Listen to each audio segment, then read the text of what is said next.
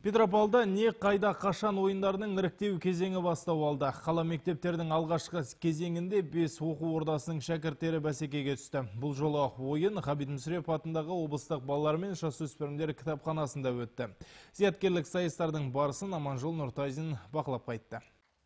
Не қайда қашан ойындары дәстүрлі биылғы білім додасы тілдер күніне арналды. Осы жолы 5 мектептің оқушылары бәсекеге түсті. Ойын шарты бойынша барлық командаларға бірнеше сұрақ қойылды. Әр сауалдың жауабын табу үшін 1 минут уақыт беріледі. Мы проводим ойынның негізгі мақсаты оқушылар бойында зияткерлік қасиеттерін ояту. Жарыс барысында үздік 3 мектеп анықталады. Олар бағалы сыйлықтар мен дипломдарға ие болмақ. Ойын 3 кезеңмен өтеді. Оған 7-9 сынып оқушылары қатысады. Әрқайсысына бірнеше сұрақ қойылады. Роман Бекбаев нөмірі 9 орта мектептің командасы сапында өнер көрсетуде. Оқуда озат ол биыл білім додасына алғаш рет қатысуда.